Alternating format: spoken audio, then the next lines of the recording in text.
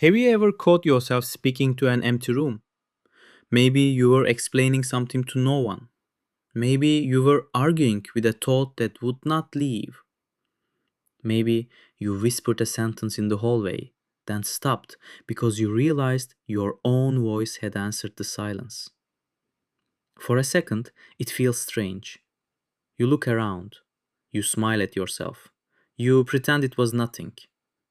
But somewhere beneath that small embarrassment, a question appears. Why do we do this? Why do we speak when no one is listening? We often treat it as a sign of loneliness, or stress, or something slightly embarrassing that should stay hidden. But maybe talking to yourself is not the mind breaking. Maybe it is the mind trying to become clear. Because thoughts are strange when they stay inside us. They move too quickly. They change shape. They interrupt each other. They arrive unfinished and leave before we can understand them. Inside the mind, everything happens at once. A memory, a plan, a sentence you should have said, a future you are trying to prepare for. But the moment you speak a thought out loud, something changes. The thought has to slow down. It has to become a sentence. It has to obey time. It has to stand outside you for a moment and be heard. That is why we talk to ourselves when we are confused. We are not simply making noise. We are taking the chaos inside the mind and giving it a shape. A spoken sentence is a rope thrown into the dark. You hold one end. The other end touches something you could not see before. This begins very early. Children do it without shame. They narrate their toys. They explain their movements. They tell themselves what they are doing while they do it. They have not yet learned that thinking is supposed to be silent.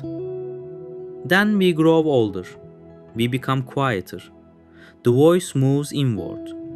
The room no longer hears us. The world teaches us to keep the conversation hidden. But the old mechanism remains. Under pressure, it returns. When a decision is heavy, when the house is empty, when the silence becomes too large, the voice comes back into the room. And maybe that is not regression. Maybe it is memory. The mind remembers that some problems cannot be solved in silence. Some thoughts need air. Some fears become smaller when they are forced to pass through the mouth. There is also something more intimate happening. To speak to yourself, you have to become two people for a moment. The one who is afraid and the one who answers. The one who is lost and the one who gives direction.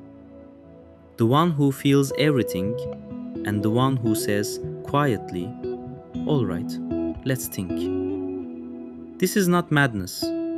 This is the mind building a small room inside the room.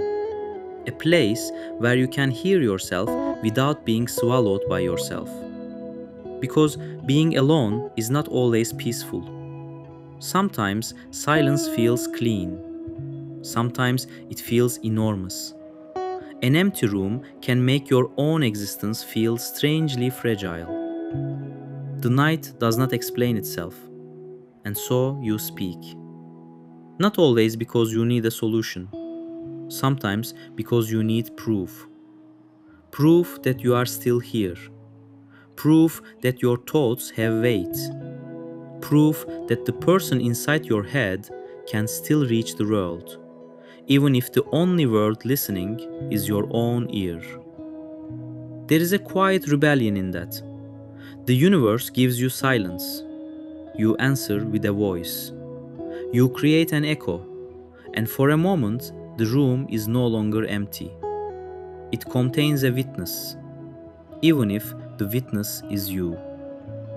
That may be the real reason we talk to ourselves when no one is listening. Not because we are lonely in the simple sense, but because consciousness itself is lonely. It is trapped behind the eyes. It sees everything from one place. It carries thoughts no one else can fully enter. So sometimes it reaches outward. It speaks into the kitchen, into the car, into the mirror, into the dark hallway. It says, listen. And somehow, by hearing our own voice, we become less trapped inside ourselves. This is why the habit feels both strange and comforting. You are alone, but not entirely. You are speaking, but also listening. You are lost, but also guiding.